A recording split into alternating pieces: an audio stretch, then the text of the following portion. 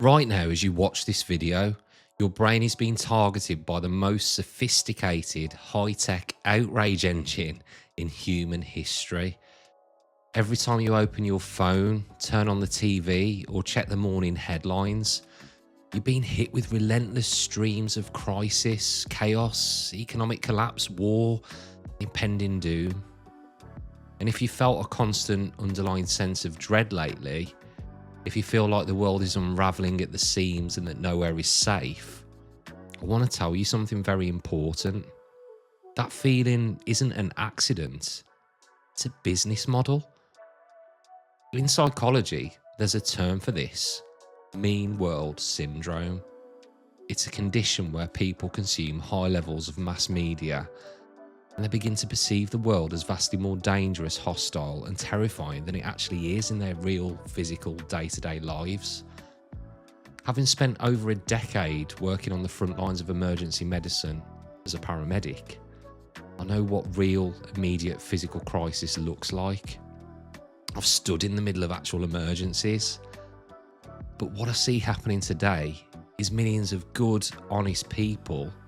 They're constantly living in a state of low-grade physiological terror, not because of what's happening in their living room, their street or their community, but because their brain's threat detection system has been hijacked 24 hours a day by algorithms designed to monetize their fear. So today we're unpacking the psychology of manufactured panic, why your brain is hardwired to fall for negative stories, how constant bad news is physically rewiring your nervous system, and provide a frontline protocol so you can start living in peace and not in fear.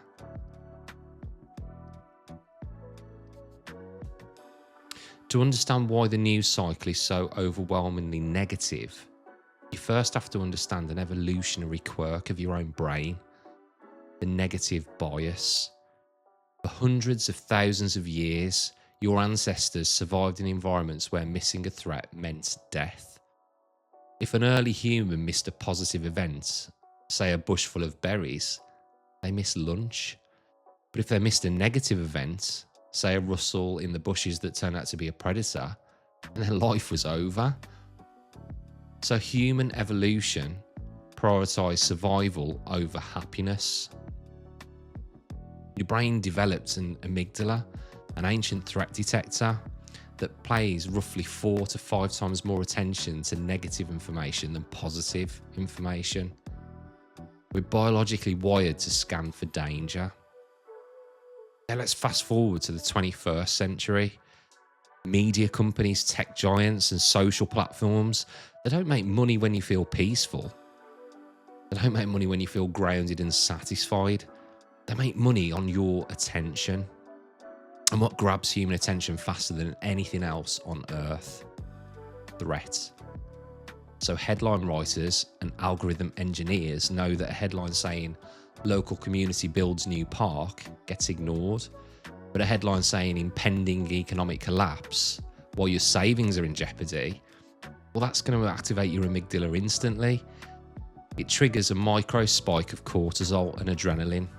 You click, you scroll, you watch the ad, so then they get paid. This is what we call the outrage and panic economy. Media outlets aren't presenting you with an objective, balanced mirror of reality. They're curating an ultra-concentrated, hyper-filtered feed of worse things happening to 8 billion people across the entire planet, delivered straight to a screen 3 inches from your face. Now, what happens to a human being when they consume this ultra-concentrated fear feed every single day? Well, in the 1970s, a professor named George Gerbner coined the term mean world syndrome. He proved through decades of research that the more news and media a person consumes, the more they overestimate their personal chances of being a victim of crime, disaster or catastrophe. Their perception of reality completely detaches from the physical reality.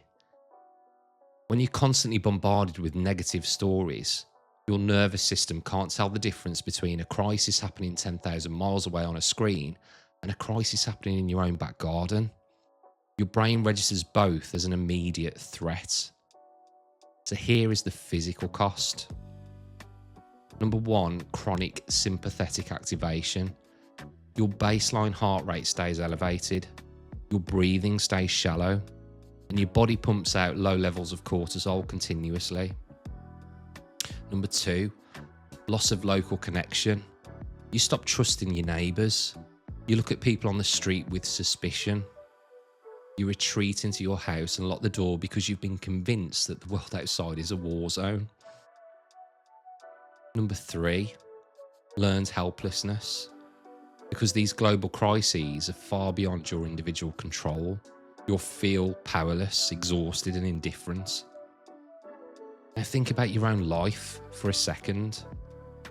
If you put your phone into a drawer, turn off the television, and walk out into your local park or street, what's actually happening right now in front of you? Is the sky falling? Are people attacking each other? Or are people just walking their dogs, buying groceries, saying hello, trying to get on with their lives? Now, 99% of the panic you feel doesn't exist in your physical environment. It exists in the digital feed that you're allowing into your head. Now I want to address the obvious question. Craig, are you saying we should just stick our heads in the sand and pretend bad things don't happen? Absolutely not. Bad things do happen. World events matter. Now, as a paramedic, I spent 10 years dealing with raw, unfiltered reality. I'm the last person who will tell you to live in a fantasy land. The question isn't whether bad news exists. The question is the sensationalized, panic-induced story that you're consuming serving your awareness, or is it exploiting your fear? When you hear a terrifying story or read a panicked headline, you need to apply what I call the information triage method. Now, in emergency medicine, triage is how we sort patients based on immediate necessity. We ask it, is it an active life threat right now, or is it noise? Here are 3 questions to ask every time a negative story triggers a wave of panic in you. Question 1, is this a threat or is this content? Is this information giving you actionable, practical facts that you can use to protect your family or make a decision today? Or is it speculative, emotionalised commentary designed to make you feel helpless and angry? If there is nothing you can physically do about it, it is not news, it is dramatic entertainment. Question 2, what is the incentive behind the story? Who benefits from you feeling terrified right now? Does the creator get more clicks? Does the news channel get higher ratings? Does the political group get your vote out of fear? When you see the financial or emotional incentive behind the narrative, the story loses its hypnotic power over you. And question 3, where is the immediate evidence in my physical life? Look around the room you're sitting in right now. Touch the table. Listen to the room. Is the crisis happening in the physical room, or is it happening inside a piece of glass in your hand? Grounding yourself in physical reality breaks the psychological spell of manufactured dread. So how do we unhook our brains? How do we stay informed citizens without letting the outrage machine destroy our mental peace? We could implement a digital hygiene protocol.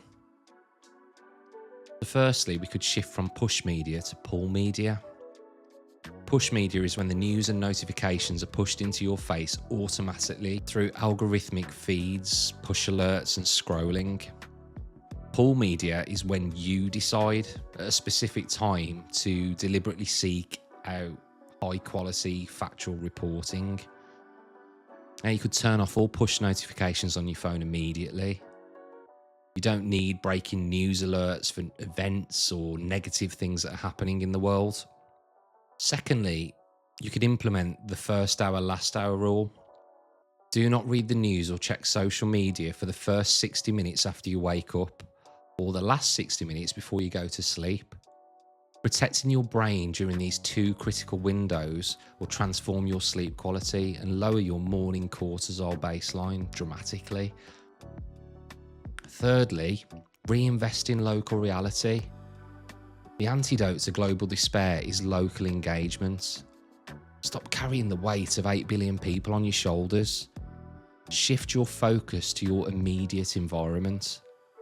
Talk to your neighbours, join a local club, help someone in your town, plant something, build something. When you act locally, you regain your sense of agency and impact. The world is not as dark, cruel, or hopeless as your phone wants you to believe. There is a vast goodness, quiet resilience, and human kindness happening every single second. It will never make the evening news because peace doesn't generate ad revenue. Reclaim your attention, protect your nervous system, unhook your brain from manufactured panic, and step back into real life. If this message resonated with you, please hit subscribe, drop me a comment with how you manage news consumption, and share this with someone who needs a mental reset today. Take care of your mind, master your narrative. I'm Craig Lewis, and I'll see you on the next one.